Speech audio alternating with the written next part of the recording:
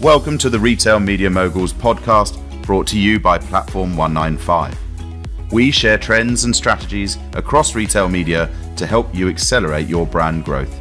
I'm your host, Stuart Adamson.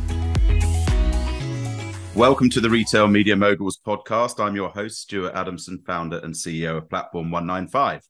Today, we're privileged to host Anders Hjorth, a renowned figure in the sphere of digital marketing and retail media.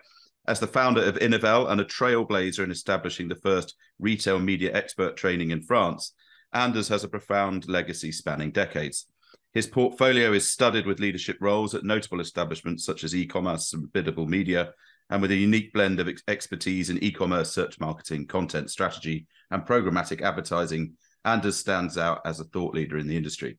He's also authored invaluable reports providing insights into the ever-evolving world of digital marketing, and notably his pioneering work in SEO, and as one of the first Google advertising professionals, highlights his forward-thinking approach, consistently pushing the boundaries of innovation in the field. Welcome, Anders. Thank you very much, Stuart. That was awesome. I couldn't have said it better myself. Well, why don't you tell us? I always ask this, but why don't you tell us a bit about that journey and how you sort of ended up here in this sort of retail media space? I just ended up being carried away, I think. I saw the internet arrive back in the last century, and I was like, wow, this is going to change the world. I want to be part of it. Yeah. And there was nothing. I mean, there was no e-commerce. There was no. I think maybe that was around the time when Amazon was starting to sell books off that horrible interface with 1 million books in a database, and it was fascinating to try to build something, build a career, or build a company, or build whatever. I was pretty much I want to be there. So that's how I ended up doing some SEO at the beginning. Actually, that was the first, I think, marketing application on the internet that you could actually do. I mean, there was the internet was there was information sharing. It wasn't marketing, right? Yes. So you could influence people, and then you could start doing SEO when the search engines took off. So I ended up, on that track. SEO turned into paid search. Paid search turned into programmatic. Social media came on board. There was community management. There was content marketing. There was paid social. This all mixed up. So I've been sort of jumping on those bandwagons every now and then. And the last one, so I can tell you how I got there. The last one is retail media, because I set up my Innovel consultancy company because I wanted to detect upcoming trends. I wanted to tell people, what's going on in digital marketing. What are the big trends out there? And one of the trends that I sort of stumbled upon was Amazon advertising. So this is back in 2018, 19. I was researching paid search, major trends, what's happening with Google. There was some AI already at that time. There was some privacy legislation already at that time. Some problems with cookies. We could see it already at that time. And then there was, changing ways of working. And there was so I had these. I remember this was another report than the one that we talked about. It was a report about paid search trends, right? So I was, as I'd been a judge on search engine awards, I knew a lot of the experts and the best agencies out there. So I could contact, and I actually partnered up with the company that organized the awards so that we could contact these people and build a report to see what's going on. So I did a huge questionnaire, 65, or no, I think that one was 90 questions. I did interviews with 7 or 8 industry experts. And in one of the questions I asked these agencies, I said, okay, so what types of services are you doing? And they would say, we do paid search, we do shopping, we do whatever, social media. And then I asked another question, which was, okay, and how do you, where do you spend? Do you spend on Google Ads? Do you spend on Facebook? Do you spend on Amazon? And there was this huge discrepancy between like 80% of all these agencies were saying, well, we do shopping, so Google shopping typically, right? So our clients will be retailers somehow. And then there was like 30% who were saying we're doing something with Amazon. And these are the leading agencies in the world. And this is the kind of thing I wanted to detect. And it was sort of totally struck me. Wow, Amazon is growing. Not everybody's seen this. It's coming on the radar. I think at that time, people that was a bit early, but this later on turned into people talking about the triopoly of digital advertising, whereas before that it was Google and Facebook, the duopoly of digital advertising. So I've been tracking, the triopoly ever since, looking at how Amazon is growing. So that's where it all came from. And then once you're in Amazon advertising or Amazon marketing, I got caught in that way. So that's the story. That's where I'm here because I'm too curious and I get my I get my hands dirty too quickly. I guess I want to touch the interfaces. So I think it was a few days ago I just posted my latest update on certifications. I got like everything in Amazon. The latest being Amazon Marketing Cloud, AMC, which is a data clean room. Hey, that's so amazing. And it didn't exist a year and a half ago. Yeah, tell us about that Amazon evolution. I think there's a lot of our listeners who aren't necessarily, agency side they might, but our sort of retail listeners may not sort of be totally up to speed with what Amazon are doing with regards to Amazon advertising. Could you give us an update on that? Amazon started playing around with advertising something like 10 years ago. The story says the story goes like this. Imaginary story. This is my story. The guys at Amazon were looking at Google, seeing, wow, that's amazing. People search and they serve this advertising, and they thought, well, let's do something like that. So the first advertising product in Amazon was something very similar to AdWords, right? To the old original AdWords solution, where you type a keyword and up comes a text ad. Now on Amazon, it's not a text ad; it's a product ad, and it basically just pulls the product listing and puts it up in the top of the search results. Yeah, this was very successful.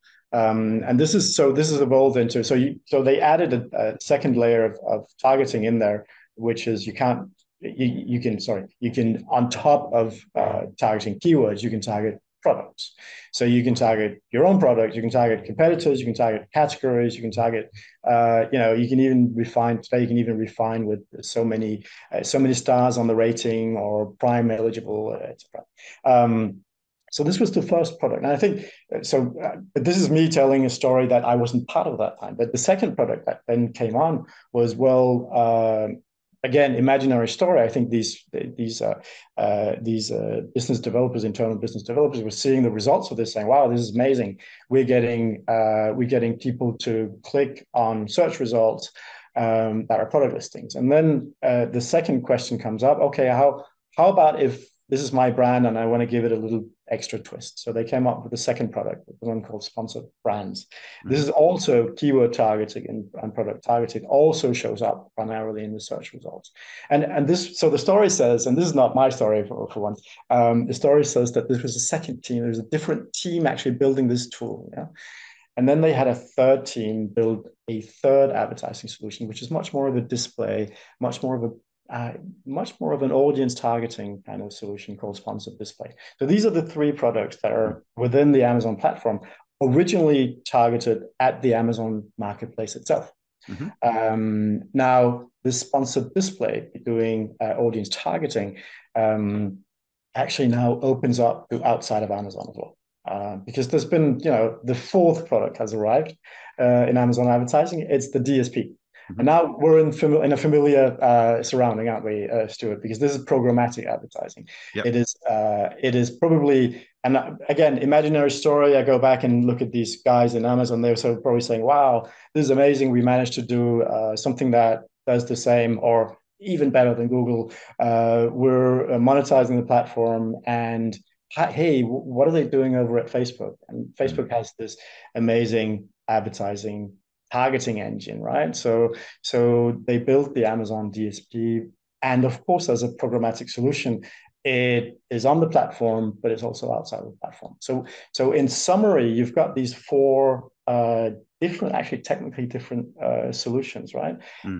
They're weaving them together, and it's becoming a seamless integration. There's still a big difference between the Amazon sponsored ads being the CPC based, right, on the click, Yeah. and the DSP being CPM based, so you CPM. pay Yeah. on the basis of visibility. So, and then the last step, I guess, that we're seeing now, and this has been part of, and now I was on the bandwagon. I was actually using these things. I was building, I was setting up the DSP branch for an Amazon agency, and on that path, and I think this is very it's a great illustration of what's going on in retail media. Mm. On that path, I was very, very frustrated because there were two platforms. And I asked these questions to my Amazon counterparts and my colleagues and everybody, and saying, "Hey, can somebody just guarantee me that these results that I'm seeing, these conversions, are deduplicated? That I'm not double counting the conversions because I'm using two platforms." Mm. And I couldn't find the information anywhere. And so the guys, so some of the account managers, some of the people I know in Amazon said, no, it's it is deduplicated. And I was like, "Hey, can you point me to a solution somewhere that shows this and gives this?" And I can't really find it, or whatever. Within the agency, it's an agency called e-commerce, e-commerce made simple. We tried to use the first tool called Amazon Attribution. Now, I think it's still in beta. I think it's still a beta version. Okay. We did not like it at all. It is still it doesn't solve the attribution problem. It can track some of the external traffic that comes into the marketplace, Yeah. but as soon as you got as soon as you click something inside of Amazon, It would you lose it. lose all the attribution history. So attribution was a big thing for us, Mm. and then at one point there was like light shines on the horizon. One of my good contacts in Amazon said, "Hey, okay, I've got the solution for you. Forget Amazon attribution. Look into Amazon Marketing Cloud." So Amazon Marketing Cloud was launched in 2021. It is a better clean room, meaning it is, shall we call it, privacy safe. Yeah. It takes the data, it puts it somewhere, does it analysis, and pulls it out again. And this was the first time we could really get into guaranteed deduplication because we're looking at the same data sets. We can actually see the effect, the impact of the DSP compared to the Amazon sponsored ads. Yeah. So things are happening, but this is Amazon, and Amazon is like I don't know, 5-6 times bigger than everybody else, right, Yeah. in this space, especially on the advertising side. And they only got there 1.5-2 years ago. Yeah. Yeah. It's nice to know in many ways that they're suffering from the transparency and attribution issues that everybody else is. Well, everybody's suffering in this space. I think it's a very so every time you're looking at a retail media network, shall we call them network? I mean, because we can talk about the definition of that, but a retail media network is often a composite solution with some on-site, some off-site. Sometimes it integrates in-store, the offline dimension. Sometimes it integrates other solutions as well. So it's very often, and it goes back to the Amazon story. These are different technologies, and they're being woven together to give a common interface. But that's why it's so challenging, I think, for a retail media network to come up with a complete self-service platform, or to come up with a let's say holistic reporting or omnichannel reporting. It's really difficult because there are disparate data sets. Sometimes there are ownership questions of the data sets. Sometimes there's privacy regulations on what you can show and what you can't show. And sometimes you're just simply not monitoring the same thing. So you can't necessarily consolidate data. And these are some of the challenges that everybody else is going to meet. All the retail media networks are facing this challenge. Different technologies, integrating them, getting the data together, serving the data in some kind of digestible form. And solving questions around attribution, deduplication, so that you don't double count. And then going further in that direction, you're going to want to measure media exposure and not just sales. Sales, Yeah, that's going to say, just trying to drive effectiveness in the background, So, you recently published a report called "The State of Retail Media in Europe." Why don't you give us? I imagine the themes you've just talked about sort of run through all that. I haven't had a chance to see it, but tell me about what the sort of major outtakes of that report are. Yeah. So the report was motivated. So I collaborated, worked together with a company called Lingo on this report. Lingo is specialized in data feeds for marketplaces. So they're not necessarily a big retail media player, but they were like, hey, let's research this together, look at how the retail media landscape is moving, and let's look at something that other people are not looking at. So let's not look at Amazon, and let's not look at the United States. And I think that's the beauty of that report is we're looking at Europe, we're looking at individual markets, and also looking at a wide range of players. So we're looking at the technology platforms. We're looking at what the brands are thinking. We're looking at what the agencies are seeing.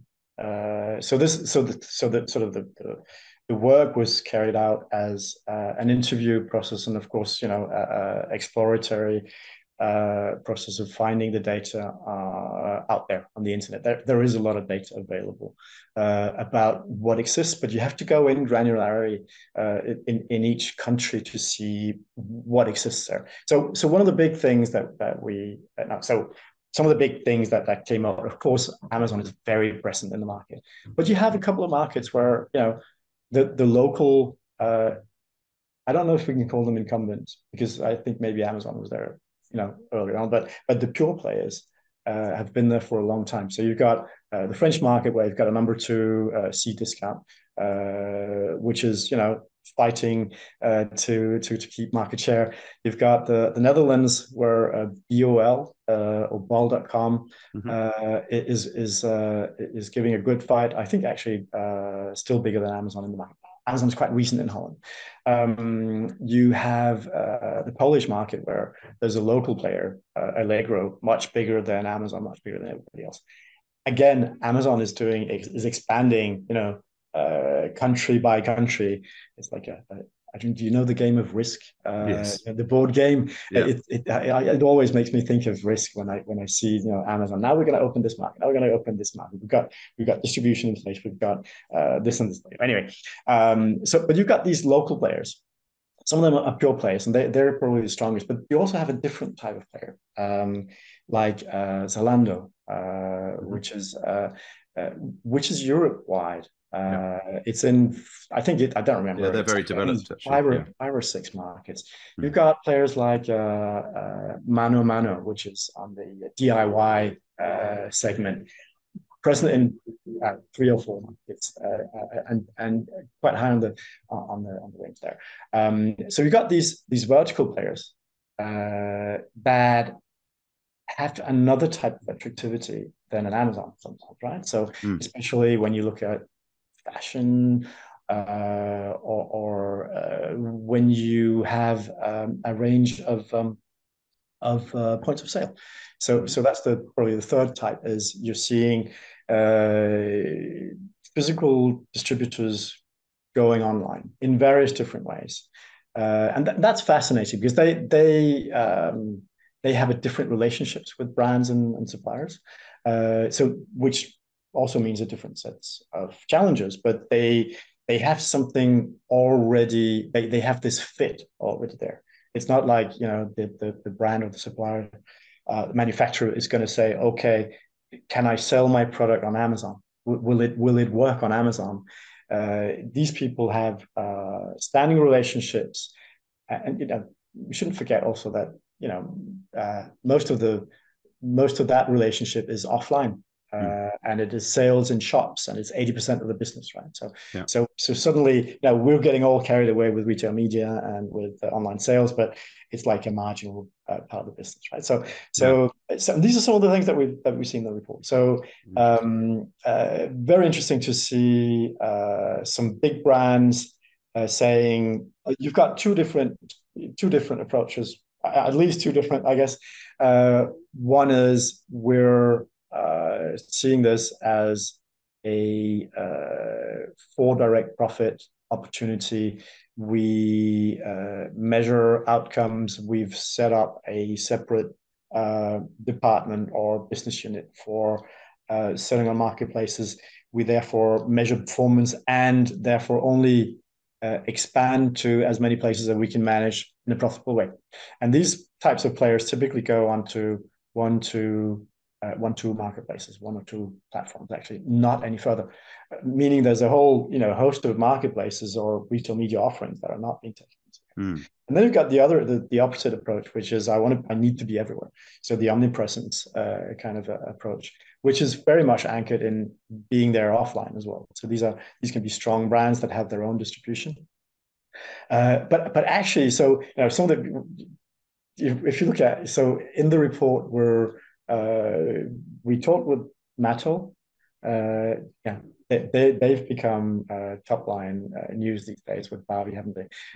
But they're of the type that are very concentrated on Amazon and then maybe a second network and have a centralized European operation. And then you got the other opposite, which is Nespresso, and they want to be everywhere. Because they have outlets everywhere in all sorts of distribution. So whenever they're present in all of these vertical marketplaces, they're reaching the audiences that are niche audiences specific to retailers. This is an answer to one of your future questions here, which is how can a smaller network actually do something to stand out. And one of the things they can do is leverage the data and the knowledge, the niche knowledge they have, and also open up for that audience that the big players are not going to have.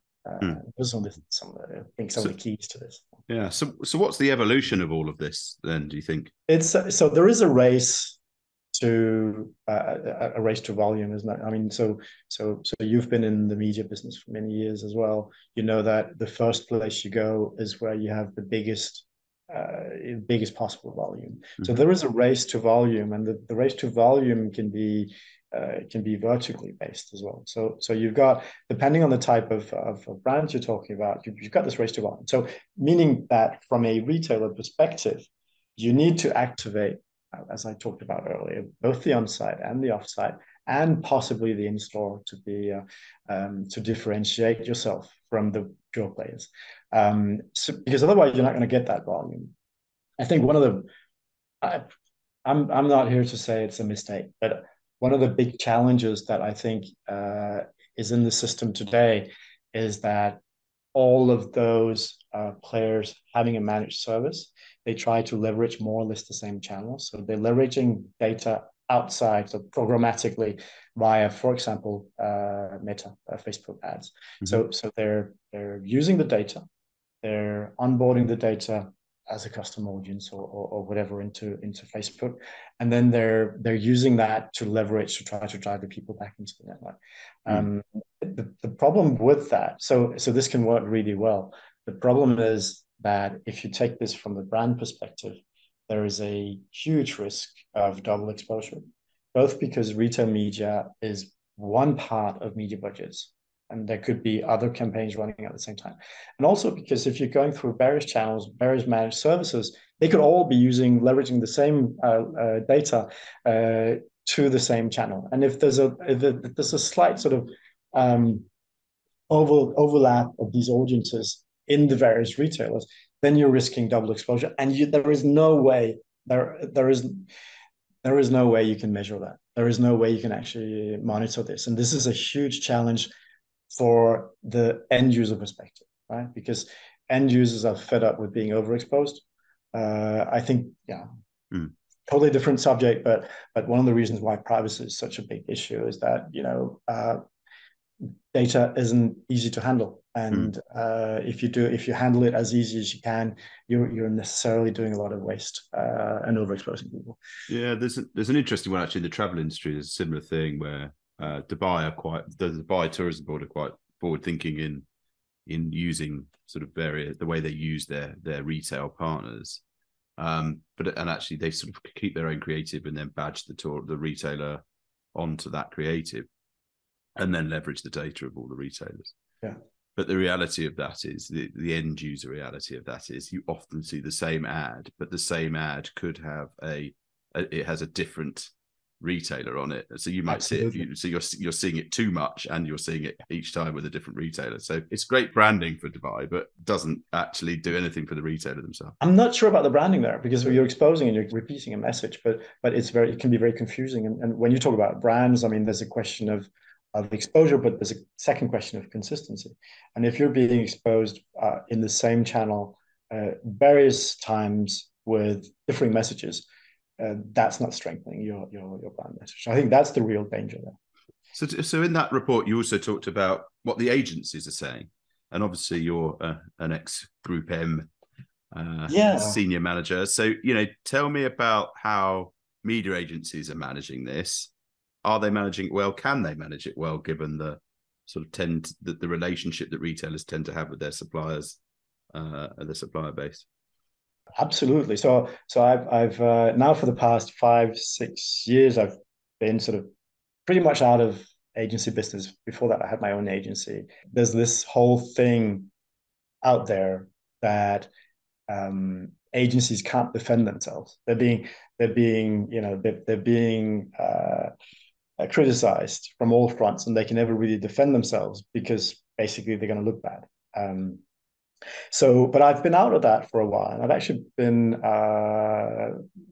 very often a vocal defender of what media agencies are doing, because they have the right angle.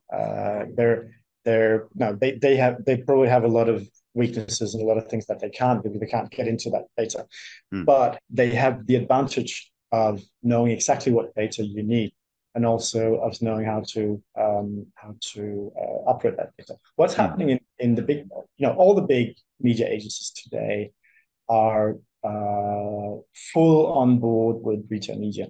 They have all built either separate departments for retail media, or they have integrated the retail media outlets into their ongoing strategies. So, but that doesn't mean that the problem is solved, because they're still gonna need to integrate this towards the client, right? So, I think what's happening right now is that in these new departments, they're saying, if this is a retailer majority client, we will take care of everything, and then outsource things to other departments when necessary. But there's definitely, there's definitely expertise both on the consulting side and also on the media side in those agencies. So I can't talk for everybody, but they're all building. I've been training some of them as well, so I know that some of them are upskilling. And then, so because you mentioned that, I built this retail media training program, and this is actually for junior people. And is that within retailers or agencies, or? So they go to agencies. Okay. That is the big outlet, and there's been a lot of interest in hiring motivated, freshly trained junior profiles into these departments, because one big thing in media agencies is that you typically grow with the account, or you grow with your role over time. They prefer to take fairly junior people in and train them rather than go out and shop and steal each other's talent, which isn't always economically safe. So tell me about that. So because that training thing is hugely important, I think, in the industry, and obviously part of our mission is to help the industry get better. Yeah. How do you structure that training? What sort of skills are you equipping these guys with? We I built this training for a digital school in France called Origami. It's actually one of my funny story. This is one of my old competitors. I had my own agency, and he was managing another agency in search marketing and then in paid media. So we've obviously been friends for years. So he created this school, I think 5 years ago, saying, I want to I want to remove the CV from the equation. I want to take motivated, unemployed, primarily people. I want to train them in a boot camp and make them enter these typically big agencies where they need young people, motivated people with up to date skills. So that was, I think that was the thing he set out to do. He's managed to get a partnership with Google, so they're doing. I mean, so Google's part of the boot camp, and I'd done some training with them, and actually when the Amazon marketing report came out, he invited me in to give a short course, and over time this turned into, hey, we need somebody to set up a retail media training practice program, right? So I set out to do that about a year ago. It ended up being a little late, but I think I spent most of September last year building the program and starting to book all the trainers, because I wasn't giving the training. I set up the program, and then I pulled in people from Amazon, from Criteo, from Citrus Ad. On the technology side, I pulled in people from agencies, from EPAM, from Dentsu, from publicists. I don't remember everybody. I had something like 20 or 25 people actually giving this training, and it was structured around saying the first level of knowledge that you need is the foundation. So they go through they have this first workshop where basically they're in a serious game. So they have to build like a Google Ads campaign, because that's the way you learn bidding. So we've got a lot of modules, but there were, I think some of the things that I really liked that we put in there was these 4 sessions. The first workshop where you learn bidding, the second workshop where we give them, so they work in groups, we give them a data set from a marketplace, and they say, go out and build a monetization model. So this is sales side, right? So saying, take this as an example, take this data set, do some analysis, and figure out what do we monetize there. So it's the user data and the searches and the categories, right? So that's a really interesting one. Then there's the third one is now that anything's possible with almost no budget, but digital skills, go out and set up a Amazon business, set up a brand, go and buy product from wherever you can find it, Obolo, or import something, put a brand on it, and sell it, and make a Amazon media plan for it, right? Yeah. And each of these is a week of work. Yeah. So that's the third one, and the fourth one is here is a retail media pitch. Plug into this tool.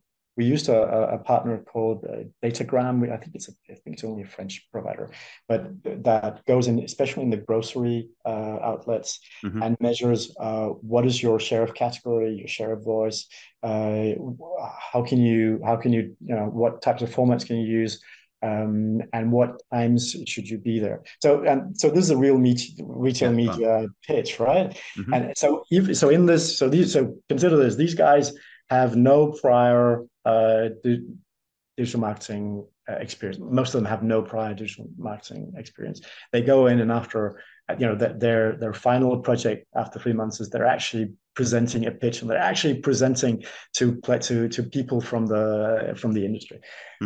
Of course, to do that, I mean, they get we had loads of partnerships. So Amazon came in and trained them for 7 days, I think. to go through all the things that I mentioned earlier, the sponsored ads, the sponsored products, the sponsored brands, the sponsored display, retail readiness, a DSP, they got through the whole thing. Otherwise, you can't necessarily do these projects. We got people in to explain what's a marketplace, what's the economic model.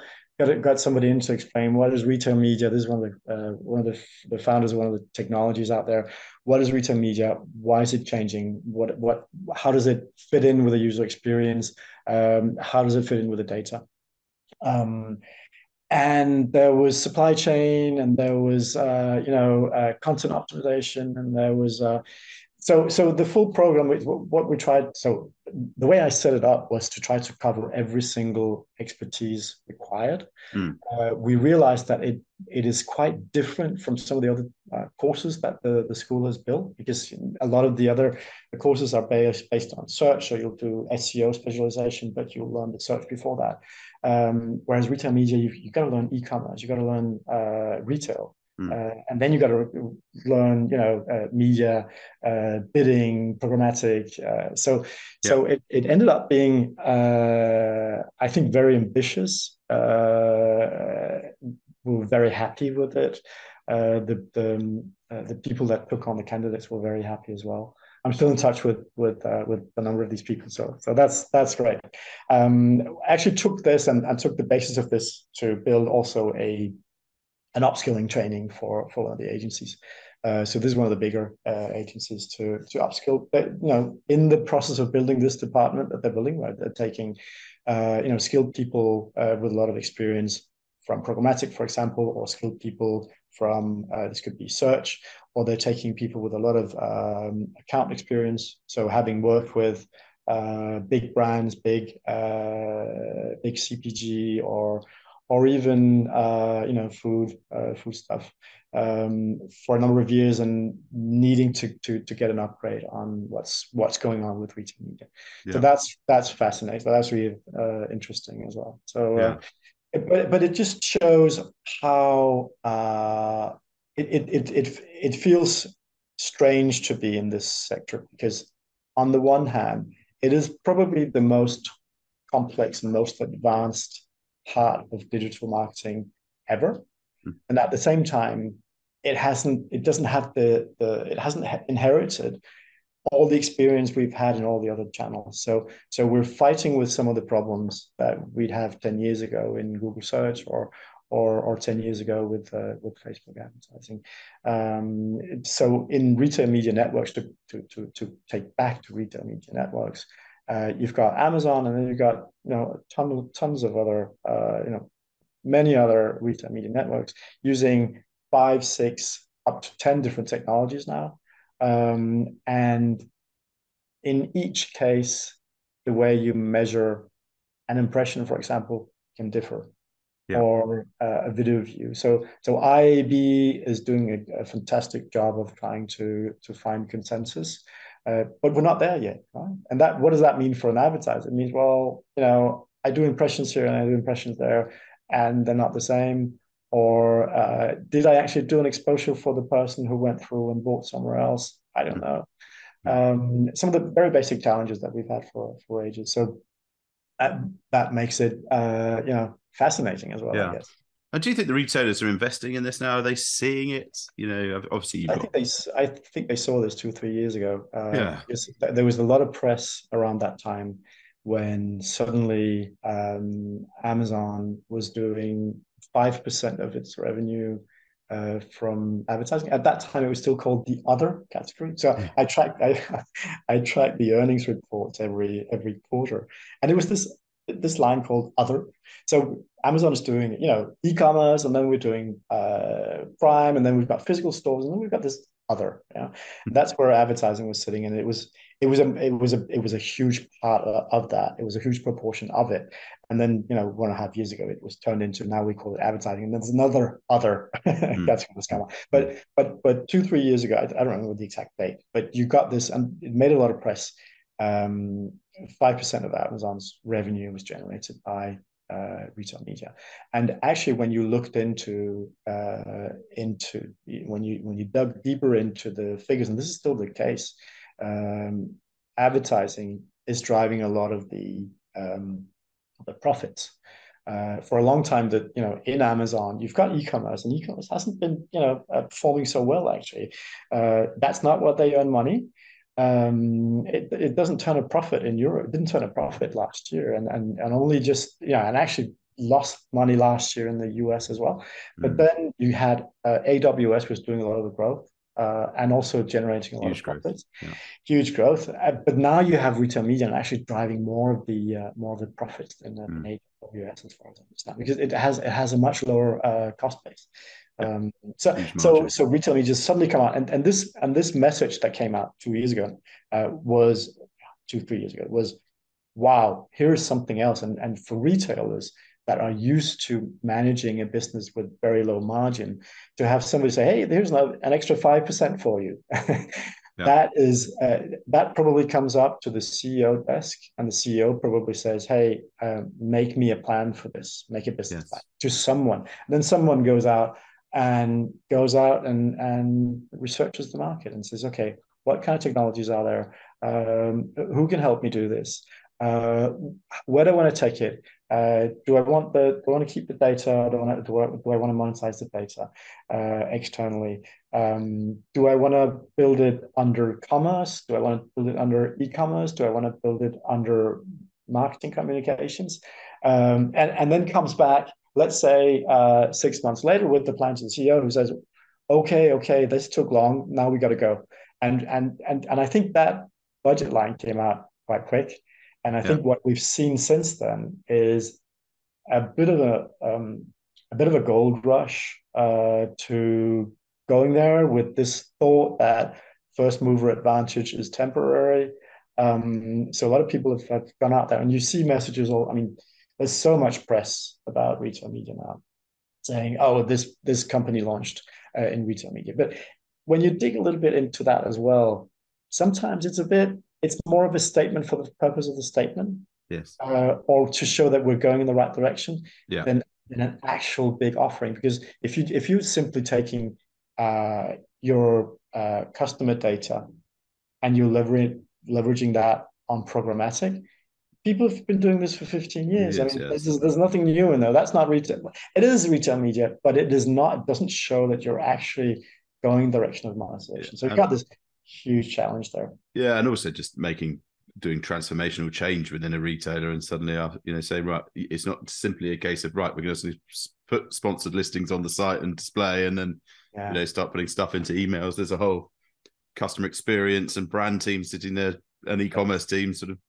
preventing you from doing those things. There's no quick fix. It takes time and the right talent internally in order to get those things happening and working. That's actually a huge thing in organization and stakeholder management. It's one of the biggest things there, right? And that's why I think it probably the CEO got this moving. But that doesn't mean that you've won, because how organizations can be. They can have a lot of inertia, and I think it takes time to build up something like this. So, and then you want to show some early success. Want to get things going, but at the same time, you want to cover that full user experience that you mentioned. So yeah, definitely. Well, look, I think we're almost out of time. So I think probably last question for me was probably just around, I love what you're doing from a training point of view, and it's actually given me a bit of inspiration as to how we might help you or work with you to do that, to expand that a bit. But why don't you tell me, tell for our listeners that are sort of new to the industry, or just sort of graduating, we're doing a big sort of graduate recruitment program at the moment, and what things do you think they need to equip themselves with in order to be a success in this space? Okay, so the fast track for retail media knowledge is learningconsole.amazon.com, because it's totally free training material, and it gives you the basis for understanding all the moving parts in the system. And of course, this is totally Amazon centered, but I think for many years I've always said, you want to do something in search, go do the Google certification, get certified on one. And so the beauty of that is they have good learning. They have a good learning portal. I mean, they've got training portal. It's easy to use. It gives you the basis in retail first, right? So it'll take you through, what are the characteristics of retail? Why is it different from everything else? It gives you, you learn the whole Amazon philosophy, and of course they've built this training to show you that they're the best, whatever. But as long as you can keep that, keep a little distance on that. But go through the retail, then you'll learn the sponsored ads, and then you can potentially go into DSP, but it's a little bit more complex, I guess. You can still do all the training. I'm not sure certification makes sense. And then, I just did this last step, which was the AMC, Amazon Marketing Cloud. It's all on the tracking. I'm probably not going to use it, but it is such a good training to understand what's going on, understand the data sets, understand some of the challenges, and how difficult it is. Only, 6 months ago, the AMC interface was like, a dusty old SQL interrogation prompt, right? And now they're building it into more easier to use things and applications. So that's my first advice. Go in there. And then second advice would be, because I do this, set up a Google alert on retail media. Get it in your inbox and check what's going on. I get updates every day. So much going on, so much happening. And if people are thinking about where to go, where to build a career in this space, everybody's hiring. Everybody's hiring, and I think a lot of this stuff you learn it on the job. And if you've got that ballast of saying, okay, I understand the basics of the system because I've been through the Amazon training, you're actually pretty well underway. So that's my quick fix, I guess, for everybody out there wanting to enter this area. And actually, I think that's brilliant, pragmatic, practical advice. I think that's really, really, really good. Listen, Anders, thank you so much for gracing our Retail Media Moguls podcast. Look, it's been absolutely fascinating. I've loved it, and I'd love to. What's great about it is often we talk about the same themes, but actually this time we've talked about lots of different things like Amazon and the brand view and the training side. So really been really, really interesting. Will you come back and see us again in sort of 6 months' time and see how the world's moved on? Just send me a calendar invite, and I'm here, and I will have a totally different story to tell. Thanks, Anders. The Retail Media Moguls podcast is brought to you by Platform 195. To learn more about Platform 195 and how to connect retail media with intelligent marketing to accelerate growth, visit platform195.com. And then make sure to search for Retail Media Moguls in Apple Podcasts, Spotify, and Google Podcasts, or anywhere else podcasts are found. Make sure to click subscribe so you don't miss any future episodes. And on behalf of the team here at Platform 195, thanks for listening.